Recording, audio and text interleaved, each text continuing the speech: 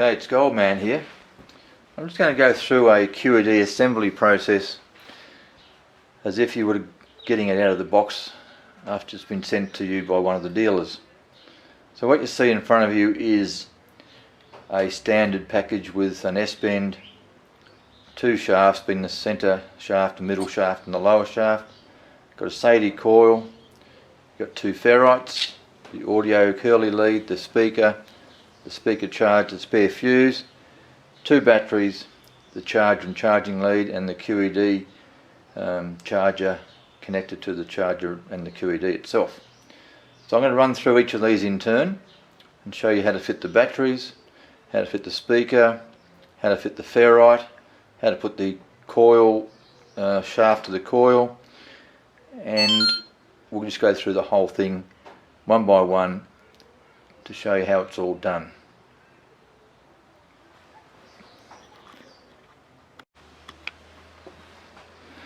Okay, so here we have the standard QED. Got the battery cover. You just simply move it by pulling outwards. Inside is the fuse. At the moment with the new models it has the fuse inside. Showing the empty battery compartment. Now you'll notice that the diagram it shows the top of the batteries with a nipple at the top. So what we do here is just get the batteries, nipple on top, flat on the bottom, push down on the lower one and slip the top in, and then push it home. Again, push down on the lower connector, push the top in and make sure they're seated home. And it's just a matter of getting the battery cover and slipping it over the top, and there we have it.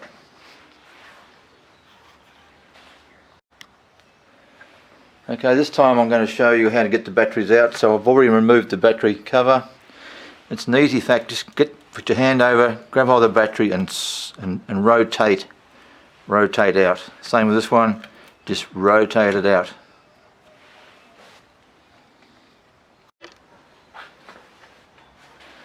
Okay, now here's the speaker. I've taken it out of its packaging. Inside the packaging you get the charging lead, which is a USB one end, and the little connector for the connecting to the speaker itself. It goes into the charging connector lead there, just plugs in, then plugs into a USB charger at the other end. Any USB charger. It can go into your car, it can go into an inverter, it can go into anything that's a USB, like an iPhone charger for example. Now the curly lead that comes with the QED, that fits into this connection. You connect it to the larger adapter and that will plug into here. So that fits onto the speaker bracket, just sits over the top and plugs into the QED that way. So that's ready to now do its thing. Here's the on button, single press, and did you hear that nice little tone on the way up?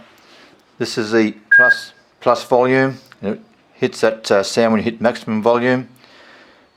This button goes down to the lowest volume and you go all the way to the bottom, and then you come up to the top again with this button till you get to the top. There we are. And so that's that. Now what we'll do is turn it off.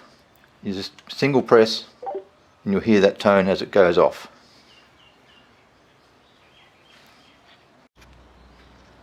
Okay, so also in the package you get a charger, which is a USB charger. It has two outlets, both are 2S connectors, so you can actually plug two QEDs in if you wanted to. It comes with the USB power lead, which connects to the charger, and then straight to a USB connector for the source of your power. And it also comes with the QED charging lead, which has got two identical plugs on the end. If you notice carefully, that one side's flat and the other side's got a key on it. They're both identical, as I said. The keys align with the keys on the receptacle. You plug it in and you find the keys on the other end, and you connect it into the white connector on the QED like that, and then connect the power to the battery charger, pushing that in, then connecting that to a USB source of power. And it will take 4 to 6 hours to charge from a set of batteries which have been flattened in the QED. You can check the battery state of charge along the way by going to number 7, 7, and pushing the red button. And you'll notice there this one reads 7.78. So that's the battery voltage, and you can actually, while it's charging, you can check that from time to time to see how much time you've got left. So if you're above 8 volts, it's not going to take long to finish off, but if you're around 7.1, 7.2, obviously you've got a long way to go. So but make sure you turn it off, QED off, after you've checked it. Otherwise it's using power that you'll otherwise be using to charge the battery. Okay, so here's the standard coil that comes with the SODI that most people buy. You don't have to buy this, of course, but as you'll notice, it doesn't have ferrite on it. And here are the two ferrites that come standard with the QED. So the ferrite fits onto the end of the plug end of the coil. Just put it around it, just like that. Clip it over and clip it together, and that's all there is to it. That stays on the coil forever. The spare one is simply if you buy a second coil, or if you have a second coil already, put it on your second coil. If you need more, just give any of the dealers a call, and they can provide them for you. Okay, I'm going to talk about the fuse now. The QED comes with a spare fuse, and it fits in if you need to fit the spare fuse, that is. But anyway, to check the fuse, you undo the screw of the fuse holder. The fuse fits in there. You just pull it out and put the new one in if you need to, and then just screw it back in. And that's as far as you need to know about fuses. Okay, now with the fuse, currently they're a 1 amp fuse. Some chargers we've realised are putting out close to an amp, and occasionally the fuse will blow as a result of connecting the charger. I've spoken with Howard, and he's suggesting that if that happens to you, replace it with a 2 amp fuse. It will not harm the detector in any way. So that's the issue, and that's the problem, that's the resolution to that blowing. Now what will happen is, if the fuse does blow, the QED will not charge. So if that happens to you, first thing to do is check the fuse and replace it. Okay, now I'm going to talk about this connector which connects the screen box to the control box. If you ever had to send the control box back for a warranty claim or to get a software update, all you do is disconnect this plug by pushing out these lugs, both sides, and the connector basically comes out of the receptacle there. Then you would unscrew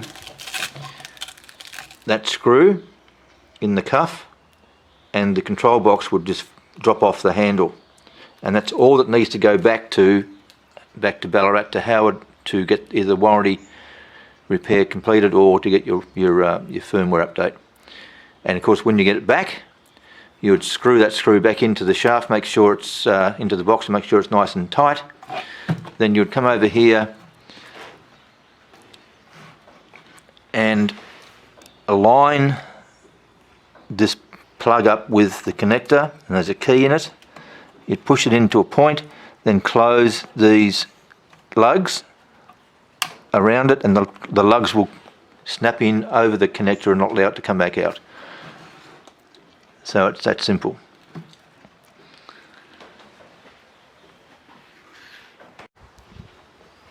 Okay, now with the lower shaft and the coil bolt, you unscrew the butterfly.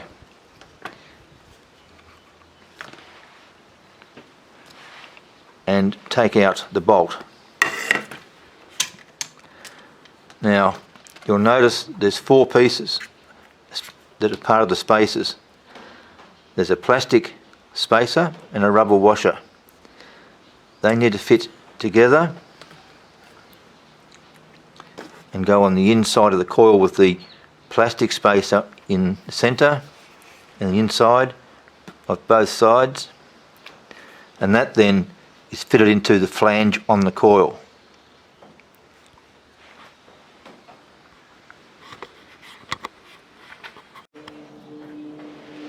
Now we've got the spacers and the rubber washers fitted to the shaft. It's just a matter of lining the shaft up front and back, you know, the letters being top. You push in that assembly into the shaft into the coil. You line up the holes, and this is the tricky bit, especially on camera, and you'd push it through like that all the way, and just simply push through the wing nut on the other side and do it up reasonably tight so the coil doesn't move around, and that's how you do that. Okay, the lower shaft is now fitted to the coil, and the coil lead is wound over the top of the shaft.